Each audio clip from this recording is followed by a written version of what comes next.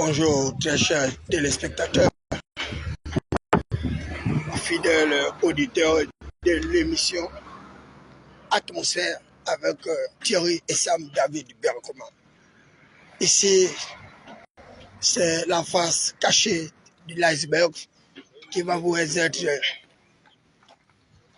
délivrée par David Mberakouma, le minotaure de la baie de Cochon, le président actif de la jeunesse insoumise, vice-président porte-parole des États généraux de quartier sous-intégrés, chargé de la riposte de la coalition Action 2025. Ici, nous sommes du côté de Bizango. Bizango Bibéré, paraît-il. Là, nous sommes à l'entrée de la circonscription administrative et territoriale de Bienvenue Bitom. Et ici, comme vous pouvez le constater, le chef de l'État, garant des institutions, président de la République gabonaise, chef de la transition, a décidé de céder la place au béton armé à la place du bitume. Donc là, vous pouvez le constater. Je voudrais attirer justement l'attention des autorités politico-administratives du CTRI parce qu'il est hors de question de refaire la même chose qu'avec Ali Bougoudema. Là, je ne sais pas si les travaux sont arrêtés. Nous ne savons pas ce qui se passe. Mais j'espère qu'au travers de cette émission, eh bien, ils vont continuer à poursuivre ces travaux-là. Parce qu'il ne s'agit pas de commencer les travaux et les abandonner. Et hier, d'ailleurs, j'étais également du côté de derrière l'Assemblée. Il y a les travaux également qui sont faits là-bas. Malheureusement, il y a plus signe de vue des travailleurs. Mais ici, je suis venu faire une évaluation. Et là, vous pouvez le constater comme moi. C'est le béton armé. Et l'épaisseur quand même est assez acceptable par rapport au bitume. Le bitume qui est un résidu du pétrole, et le Gabon étant un pays producteur du pétrole, nous n'avons jamais compris pourquoi est-ce que les routes du Gabon n'ont jamais pu être bitumées. Et si je vous donne le coût d'1 kilomètre de bitume, eh bien vous allez tomber de nu. Donc, les gargantuas émergents, ces épicuriens budgétivores, ont perdu ce marché du bitume. Aujourd'hui, c'est le béton armé. Et le béton armé semble être la solution pour lutter contre la dégradation des voiries urbaines dans le Grand Libreville. Vous pouvez le constater avec beaucoup d'aisance. Et qu'ici, nous sommes pratiquement à la fin des travaux. Et là, c'est une belle architecture ici. Les gens peuvent circuler librement. Mais non seulement le CTRI arrive à aménager ses voies, mais il faut également doter ces voies de l'éclairage public, c'est-à-dire les panneaux solaires.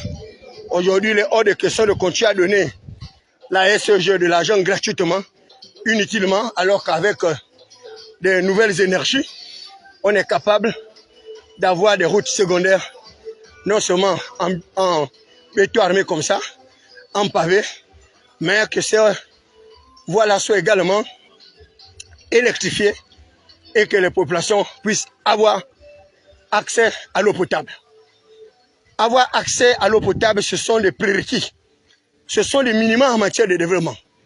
Et je le disais, lorsqu'Ali Bongo Ndiba chantait sa vision paradisiaque de ce Gabon qu'il aurait voulu être émergent à l'horizon 2025, malheureusement, cette vision avait été eschatologisée par les épicuriens émergents. Donc là, ici, c'est là où ça s'arrête. C'est le début de voie en béton.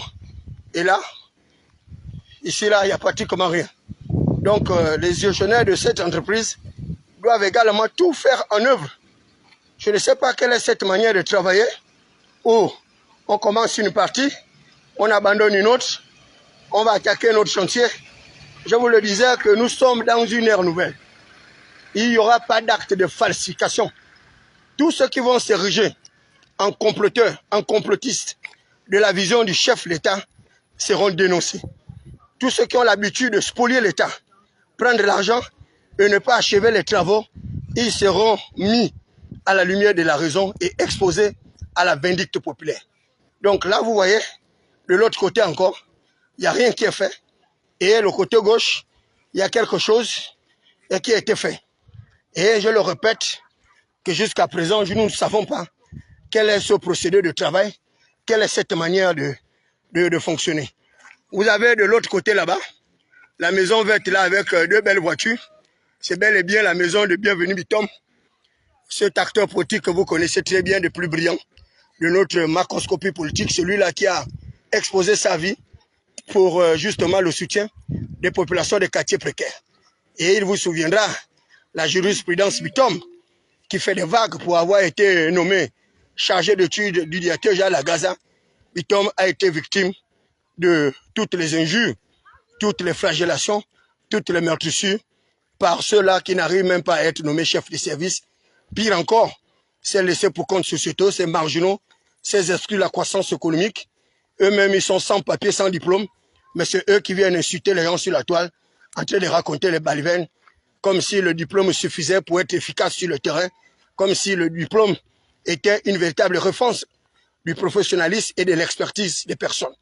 Moi, Thierry Sam David Birakoma, lorsque j'étais premier secrétaire chancelier d'ambassade, j'étais parmi les plus brillants de l'ambassade. Et pourtant, j'étais certainement le moins instruit que eux qui avaient des doctorats, des diplômes d'études approfondies, des agrégations. Mais lorsque les étudiants gabonais étaient incarcérés, ils n'étaient pas capables de les défendre parce qu'ils n'avaient pas étudié le droit comparé. Or, j'avais le code de procédure pénale du Togo, du Bénin, du Ghana, ainsi que toutes les normes juridiques. Donc, ici, nous sommes maintenant du côté toujours de Bizango Bibéré. Vous avez vu l'autre côté là-bas. C'était l'une des résidences de Yéguendon, de Yégué, l'ancien Yégué qui était général. Il voulait construire cette résidence-là pour son repos. Malheureusement, elle n'a pas pu être achevée à cause des combats politiques. Cet acteur politique qui a eu beaucoup de mailles à partir avec le gouvernement, avec le régime en place. Ce régime qu'il avait d'abord servi, ensuite pour s'être détourné de ce régime en soutenant la philosophie qui avait été initiée par le père Paul Mbabé Solo, qu'il s'agissait de la gratuité pour tout. L'école cadeau, l'hôpital cadeau, le travail pour l'ensemble des Gabonais. C'est une philosophie qui a bercé notre enfance parce que nous étions convaincus que malgré le système de prédation mis en place par ces plutocrates émergents, il était possible de rêver d'avoir l'école cadeau, d'avoir l'hôpital cadeau. Et nous tous, nous avons fait allégeance à ces nouveaux leaders. Moi, en premier, j'étais avec Maître Luagonjo Kawé, parce que c'était un socialiste, voire même un communiste, pour ne pas dire un communautariste. Donc, à l'époque, les leaders des formations politiques avaient de véritables philosophies. Ces leaders avaient des idéologies qui étaient basées sur une certaine attitude, un certain système de valeurs, basé sur la conception de l'homme. Est-ce que ces gens-là étaient des humanistes? Est-ce qu'ils étaient des capitalistes? À l'époque-là, on pouvait apprécier avec méfiance leur philosophie. Ils avaient également une autre conception du pouvoir, c'est-à-dire la démocratie pluraliste, la démocratie participative, la démocratie consensuelle, c'est que le père Paul Mbabé Solo avait appelé la démocratie apaisée. Et grâce à la paix des braves, initiée par Maître Luagonjo Kawé, consécutive au gouvernement parallèle, initié par le père Paul Mbabé Solo, eh bien, le Gabon était sorti pour une nouvelle ère, une nouvelle démocratie participative. Donc, de l'autre côté, vous avez justement ce lac artificiel-là qui fait la beauté de cette zone-là. Ce lac artificiel également, qu'on aurait pu aménager, puisque le ministre des Touristes cherche également des sites. Là, vous avez un parfaitiste qui peut être également aménagé grâce également au consensus qui peut être initié par la famille du général Eyégué. Et là, vous avez de l'autre côté là-bas également, où il a ses étangs, il a ses vergers. Donc, vous voyez quelqu'un qui avait pensé à sa retraite, qui avait pensé laisser ses enfants dans un confort, laisser ses enfants dans la paix, dans la stabilité. Vous voyez bien que tout au long de cette rivière-là, On peut également mettre des bancs publics, aménagés avec des canoës, etc., etc. Donc le Gabon est un véritable paradis. Un paradis avec plusieurs opportunités. Donc là, vous avez de l'autre côté là-bas. Tout à l'heure, à la fin de mon excursion, j'irai m'asseoir là-bas, du côté de Yégué là-bas, parce que là, vous avez également un étang de poissons là-bas. Vous avez le bar. Donc pendant que vous buvez, vous pouvez faire de la pêche aussi, de la pêche touristique. Voilà, donc vous avez de l'autre côté là, vous voyez bien qu'il y a des jeunes qui sont là-bas aussi.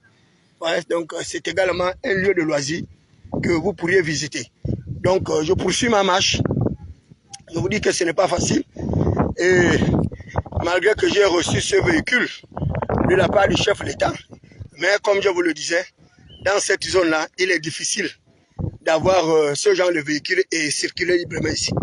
Ici, il faut des 4x4, il faut des voitures turbo, il faut des grosses voitures pour pouvoir arriver dans cette zone-là. Donc là, vous avez vu du côté de Yégué, donc pratiquement la voie est achevée et vous avez ce linéaire-là avec cette beauté-là qui est l'œuvre justement de Brice Clotaire Oligui Nguema au travers du CTRI. Et là, nous rentrons maintenant dans une nouvelle atmosphère. Ici, il n'y a rien et qui a débuté ici. Donc, ils ont tout simplement tenté d'aménager, donc de gratter avec des engins. Curieusement, ces engins-là également ont disparu. Pour le moment, nous ne savons trop pourquoi ces engins ont disparu. Donc là, j'ai deux voies. J'ai la voie gauche là-bas et j'ai la voie droite. C'est la voie droite que je vais emprunter parce qu'il y a longtemps, j'étais venu ici en excursion pour faire l'évaluation également du CTRI parce qu'il ne s'agit pas de leur donner le bénéfice du doute sans pouvoir également évaluer leur expertise, leurs compétences. Là, vous avez vu. Donc, ils procèdent par un travail par étapes. Comme ce sont des voies qui sont très fréquentées, donc ils arrivent à diviser la voie en deux. Et il y a un côté où ils aménagent, en attendant que de l'autre côté, ils puissent laisser les riverains circuler librement. La route, qu'on le veuille ou pas, est un véritable facteur de développement. C'est un facteur d'accélération des échanges commerciaux, des échanges commerciaux, on dit un échange, des échanges commerciaux, des échanges justement sur la mobilité des capitaux, la mobilité des ressources humaines, mais également la mobilité des flux de marchandises. Donc le développement n'est pas une conception comme celle de ces Kounabélis qui chantaient les cantiques et les louanges mortifères d'Ali Bongo Ondimba de jour comme de nuit, alors que la réalité c'est que les choses n'avançaient pas. Et lui-même, Ali Bongo Ondimba, dit « Je ne serai heureux que lorsque les Gabonais seront heureux. Je ne serai fier de ma politique que lorsque cette politique sera profitable à l'ensemble de tous les Gabonais. » Malheureusement pour Ali Bongo Ondimba, sa politique n'a pas été profitable à l'ensemble de tous les Gabonais. Et moi, David Mbelakouma, je suis le parfait exemple de la macabrité de cette politique-là. Cette politique qui nous a jetés dans le tourment, qui nous a réduits au silence, qui nous a réduits en esclavage, qui nous a vraiment meurtris avec plusieurs flagellations. Et c'est un véritable mauvais souvenir que nous avons de l'équipe d'Ali Bongo Ondimba. Avec l'ère d'Oligui Nguema, qui est une nouvelle ère, une nouvelle oxygénation, une nouvelle atmosphère. Désormais, nous ne respirons plus avec des masques, avec des bonbonnes à gaz, mais nous respirons maintenant avec nos narines, nous respirons une air fraîche. Et là, vous voyez bien le linéaire, vous voyez bien les efforts qui ont été consentis ici, les efforts qui continuent à être consentis. Parce que Brice Clotaire Oligui Nguema, eh bien, c'est un poseur d'actes. Et c'est cela la différence avec les militaires. Les civils sont des grands tchatcheurs, ce sont des grands parleurs, et certains parlent pour ne rien dire. Lorsque vous entendez Jackie Mille Encyclopédie, ce octogénaire politique aux multiples diplômes, lorsque vous l'entendez parler, eh bien, vous croyez être dans l'atmosphère. Lorsque vous entendez parler Maître Louis Gaston Maïla, ce octogénaire politique, cet acteur politique le plus manipulateur, vous croirez être également dans le troisième ciel. Mais lorsque vous arrivez à faire une évaluation de leur politique dans leur quartier, dans leurs villes et villages, vous allez vous rendre compte de dysfonctionnement de leur système hormonal, de leur système psychiatrique, de leur système psychologique. Et ce sont les mêmes, toujours eux, avec leurs enfants, qui aimeraient continuer à régenter l'activité politique, économique et sociale de notre pays avec des bilans les plus lamentables et catastrophiques, voire même eschatologiques. Or, vous allez du côté de Mouila, vous allez vous rendre compte que Pierre Claver Maranga Moussavou, avec son épouse, sont totalement différents. Eux, ils arrivent à impulser une espèce de dynamique, à créer des unités productives, ils arrivent à donner des emplois aux Gabonais, et c'est pourquoi Pierre Claver Maranga Moussavou arrive à les insulter le peuple, parce que c'est quelqu'un qui a toujours eu le goût de l'effort. Il le disait même d'ailleurs lors de l'élection présidentielle qu'il était le meilleur de tous, qu'il était le meilleur capable d'impulser une certaine dynamique de développement. Et c'est une réalité. Voilà un économiste qui a su profiter justement de sa position de pouvoir pour créer des unités productives. Vous imaginez Maranga Moussavou à l'heure actuelle, il a près de 3 cités avec 4000 têtes de bœuf. Un bœuf vaut à peu près à 800 000 francs. Il y a même le bœuf d'1 million. Bon, vous imaginez, avec 4000 têtes de bœuf, Maranga Moussavou peut nourrir le plus grand nombre de compatriotes gabonais. Et eux-mêmes, ils disent, les politiciens, que ventre affamé n'a point d'oreille. Voilà quelqu'un qui aurait pu nous rechercher à atteindre l'autosuffisance alimentaire. Et je voudrais attirer l'attention de Brice Clotaire Oligui Nguema que c'est ce genre d'acteur politique avec qui il pourra s'acoquiner. Parce que Pierre Claver Maranga Moussavou, quand bien même il a la même ambition de poursuite du pouvoir, mais la réalité, c'est qu'il ne sera jamais président de la République du Gabon. Son rêve a été accompli par Ali Bongo Ondimba. Ce qu'il n'a pas pu obtenir par le vote, il a pu l'obtenir par un décret en devenant vice-président de la République gabonaise. Donc le rêve de Pierre Claver Maranga Moussavou s'est accompli. Donc c'est un acteur politique aujourd'hui qui ne peut causer aucun problème à Brice Clotaire Oligui Nguema. Parce que si c'est la voix des urnes, il ne sera jamais élu. Parce que les gens le connaissent. Bon, vous avez vu là-bas, cette somptueuse maison-là. Regardez la beauté de cette architecture. C'est pour vous dire que ces gens-là ne ressemblent pas à ce qui est David Miracouma. Moi, je dors dans une cabane à la baie de Cochon. Bon, ceux-là au moins, ils se sont battus, ils arrivent à se construire des très belles maisons comme ça, dans des lieux quand même assez enclavés, des véritables forteresses, des véritables tours. Et regardez la beauté de ce paysage-là. Vraiment, félicitations à toutes ces personnes-là. J'espère que ce ne sont pas les mêmes. C'est plutôt 4 émergents qui s'acoquinaient avec le petit Ousseni, ce petit fils de palais que j'avais mis en alerte lorsqu'ils avaient décidé de me faire incarcérer, moi, David Miracouma. Je disais à mon frère Ousseni qu'après l'élection présidentielle, je verrai ce que tu vas devenir avec ton président. Parce que moi, je suis un fils d'Isaac, je suis un Jacob, je suis un fils d'Israël, je suis de la génération des enfants bénis et je sais que le prochain président ne sera pas Ali Bongo Ondimba. Et qu'on m'emporte la preuve. Et je les avais mis au défi avec serment. Malheureusement pour eux, mes prophéties s'accomplissent toujours.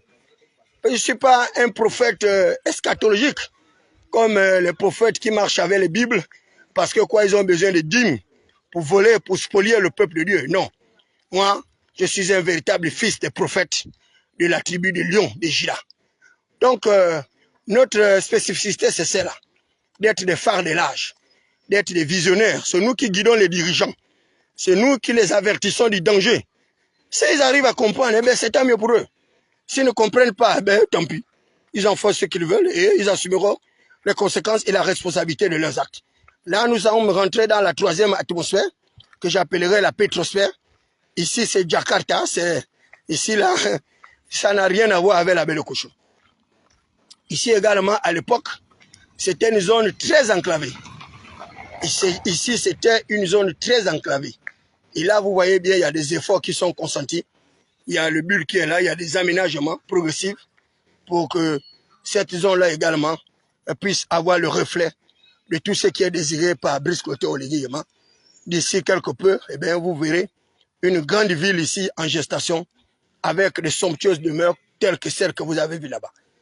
Donc, Brice Clotaire Oligui Nguema, ce n'est pas pour les jeter le fleur. Vous savez qui est David Mberakouma.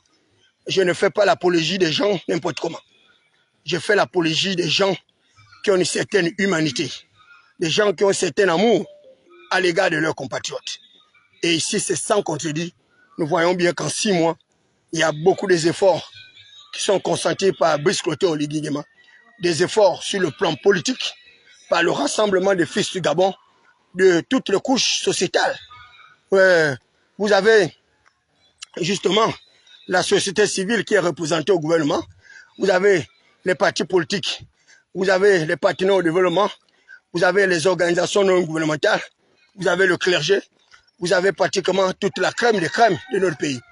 Or, à l'époque d'Ali Bongo Ondimba, il était tout à fait impossible pour un fils de quartier Mapagne, pour un fils de quartier précarisé, tel que David Mberakouma, tel que Panja Norbert, de se hisser à de plus hautes fonctions. Je voudrais donc féliciter Panja Norbert pour avoir bénéficié de la gratitude du chef de l'État.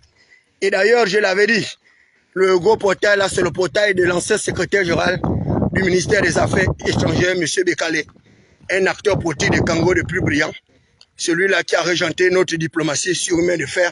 C'est quelqu'un dont j'ai beaucoup d'estime, sinon la considération. Actuellement, je crois qu'il serait encore à l'Assemblée nationale, sinon au Sénat, et c'est encore un choix du chef de l'État, Brice Clotaire Oligui Nguema. Donc je disais que Norbert Panja, j'avais fait un direct où je sollicitais de la part du chef de l'État la nomination de ce compatriote parce qu'il avait beaucoup souffert. Et Dieu merci, Oligui Nguema écoute tout le monde. Norbert Panja a été nommé conseiller du président de la République et c'est dans un bar que j'ai appris la nouvelle et je me suis réjoui en sachant que je l'avais dit qu'il fallait qu'il soit nommé et il a été nommé par le chef de l'État en récompense de ce combat pour le Boudaga ou le Boudago, voilà, justement, cette structure qui lui avait été volée par ces épicuriens émergents, ces individus qui ont des cerveaux atrophiés, incapables de réfléchir. Tout ce qu'ils savent faire, c'est voler les projets des gens. Et c'est comme ça qu'ils arrivent à évoluer avec les différents membres de leur famille. Moi, David Mberakouma, je me suis juré. Je dis bien, je me suis juré. Depuis la mort de ma mère, 9 ans au chômage, je n'ai pas pu l'acheter une Ilvakine. Je me suis juré, j'ai dit, moi, David Mberakouma, une telle situation n'arrivera plus jamais. Honte à moi la pauvreté, honte à moi la médiocrité, honte à moi l'analphabétisme, mais que tous les complotistes, tous les déstabilisateurs, ceux-là qui ne veulent pas que le Gabon puisse aller véritablement vers son essor, vers la félicité. Moi, je ne chanterai pas tous les lundis comme ces individus qui chantent l'essor vers la félicité alors qu'ils vivent dans la prévarication, dans la pauvreté, dans la misère. Certains d'ailleurs sont au chômage, un chômage latent depuis pratiquement 10 ans ou 56 ans de règne de pouvoir sans discontinuité. Ils ont soutenu un pouvoir déchu, ce pouvoir-là qui n'a pas pu leur assurer un emploi. Et ils arrivent comme ça à continuer à rêver. À rêver que Ali Bongo Ondimba pourra revenir aux affaires. Mais j'ai envie de vous dire que vous êtes vraiment dans l'aveuglement, dans l'étourdissement. Ils arrivent à quoi? Que le Parti démocratique gabonais va encore rebondir pour devenir un parti de pouvoir ou un parti étatique. Mais je vous le dis, moi, David Mberakouma, je mettrai un fer à cela. Je mettrai un frein. Le Parti démocratique gabonais doit être anesthésié. C'est un parti qui a laissé des réminiscences du monolithisme abject sauvage. Ce parti qui a rejeté l'uniformisation, la standardisation, la pensée, le conformisme. Aujourd'hui, nous voulons une véritable démocratie. Une démocratie conflictuelle pour faire en sorte que le meilleur puisse émerger. Aujourd'hui, il est hors de question d'assurer le parachutage honteux, des parrainages, parce qu'il faut appartenir à un cercle pernicieux, à une loge, être un franc-maçon résicrucien, l'air de Brice Clotaire Oligui Nguema, eh bien, on n'en a pas besoin. Parce que nous avons juré fidélité à l'Éternel des armées, le Dieu du Gabon, et il est hors de question que nous puissions faire allégeance à un autre Dieu. Pire encore, des petits dieux venus du Bénin, venus du Mali, du Burkina Faso, de la France métropolitaine, venus du Maroc, de l'Inde, de l'Australie, etc., etc. Ici, nous dansons le Njobi, nous dansons le Mwiri et nous exaltons l'Éternel des armées. Nous dansons le Bouti, comme le fait mon frère Bitom. C'est un nouveau Gabon qui se construit ici. Et ce Gabon a besoin de l'ensemble de ses fils pour pouvoir se développer. N'ayez plus jamais confiance à ces acteurs politiques du Parti démocratique gabonais qui ne vous ont rien donné pendant que vous étiez en train de porter leur valise, en train de chanter leurs cantiques et louanges mortifères. Ils étaient au pouvoir. Ils n'ont pas pu vous donner une nouvelle espérance. Ce n'est pas au moment où ils ont perdu le pouvoir qu'ils vous donneront quoi que ce soit. Abandonnez ces structures. Quittez ces individus. Choisissez une meilleure structure. Et je voudrais féliciter mes jeunes frères de la commune de Ntoum et qui ont abandonné le PDG pour se retrouver du côté de Javo Onyan. Javo Onyan aujourd'hui, avec son parti qui peut constituer une véritable alternative. Voilà une formation politique qui est mixte. Là-bas, vous avez les militaires retraités qui deviennent des civils et vous avez les civils. Et cette mixture va être une véritable explosion, un véritable cataclysme pour les élections législatives et locales à venir. Donc, Javo Onyan, je voudrais le féliciter parce que c'est quelqu'un dont j'ai beaucoup d'estime, de la considération, parce que c'est un fils de Katia Matiti. Et c'est quelqu'un qui m'a toujours dit, Thierry et Sam, un jour, lorsque nous serions de nouveau aux commandes, eh bien, j'appliquerai la solidarité des fils des prolétaires. Et aujourd'hui, c'est ce recrutement, ce bataillon de fils des prolétaires qu'il est en train de prendre pour constituer une véritable armée électorale à venir. Donc, mes vives et sincères félicitations à Air Force Milan, cet acteur politique qui s'est battu depuis longtemps à Toum pour pouvoir marquer sa différence, pour pouvoir s'affirmer dans une commune gangrénée par des luttes tribales, par des conflits ethno-régionalistes. Si vous êtes une minorité et que vous arrivez en Toum, comme David Mbéaroma, un simple locataire, dans le 3e arrondissement de la commune de Toum, mais partout où je passe, on m'appelle l'élu, on m'appelle le député. Vous pourriez aller dans le 1er arrondissement, on m'appelle le député. Vous irez dans le 2e, on m'appelle le député. Vous irez au 3e, là-bas c'est encore pire. Et là, dimanche, j'irai organiser un bouillon politique de réveil de fils de ma panne dans le 3e arrondissement avec ma belle voiture pour aller chanter les cantiques de Brice Cloté Oligui-Nguema au milieu des miens. Et ce serait la grande vadrouille là-bas à la baie de Cochon. Le fils prodige va renouer avec les ressorts de ses parents. Cette baie de Cochon-là qui constitue pour moi un véritable berceau, là où se trouve ma génétique moléculaire. Pour rien au monde, j'abandonnerai mon quartier. Pour rien au monde, j'abandonnerai mon pays. Pour rien au monde, je ne changerai de nationalité. Je suis Gabonais et fier d'être Gabonais. Et je défendrai le Gabon contre vents et marées. Je suis Gabonais, je soutiendrai Brice Cloté Oligui-Nguema, quoi qu'il arrive, parce que voilà quelqu'un qui m'a donné une nouvelle espérance. Aujourd'hui, je peux marcher librement, je peux me parfumer correctement en Givenchy, je peux marcher avec un costume 3 pièces, avec une chaussure Weston, parce que Brice Cloté Oligui-Nguema s'est souvenu de David Mbéaroma, que lui aussi, il avait besoin de vivre dans un certain confort, de vivre dans une certaine espérance. Et c'est cela le leadership. Voilà un acteur politique que je ne connais même pas. Il n'est nullement mon parent, il n'est nullement mon ami, et qui arrive comme ça à penser à un désespéré comme David Mbéaroma. Il arrive comme ça à guérir le cœur d'un affligé comme David Mbéaroma. Et de jour comme de nuit, je peux dire, Brice Cloté Oligui-Nguema, merci beaucoup. Merci infiniment pour ta bonté. Merci infiniment pour ta solidarité. Merci infiniment pour l'amour que tu portes pour le peuple gabonais. Il s'agit également pour Brice Cloté Oligui-Nguema de poursuivre sa politique sociale en matière de laisser pour compte société. Excellent Monsieur le Président, Allez-y du côté du centre social d'Akébé. Il y a beaucoup d'affligés là-bas. Ces gens qui n'ont pas les pieds, certains n'ont pas les mains, certains n'ont pas les yeux, d'autres n'ont pas d'oreilles. Mais ces gens-là, ils ont un cœur. Ils ont un cœur parce que de jour comme de nuit, ils prient pour vous, pour que vous puissiez vous maintenir au pouvoir et que leur espérance soit également accomplie. Souvenez-vous de ces personnes vulnérables. Ne les abandonnez pas. Et je voudrais vous remercier pour la proposition que vous avez retenue, puisque je l'avais proposée. Créer une banque de financement des unités productives des fils des quartiers pour qu'eux également ils puissent avoir accès à des entreprises et travailler dans leur pays pour vouloir participer au développement de leur pays. Merci, Excellence, Monsieur le Président de la République. Je suis Thierry Sam David Mberakouma, le minotaure de la baie de Cochon, la voix des sans-voix, la majorité silencieuse, agressée par des promesses non tenues, par des acteurs politiques Moutouki, ces acteurs politiques sans base électorale, qui ont tout à fait profité de ce pouvoir déchu d'Ali Bongo Ndima, caractérisé par le parrainage, le tutorat, les détournements de fonds publics, les détournements de projets, une véritable catastrophe.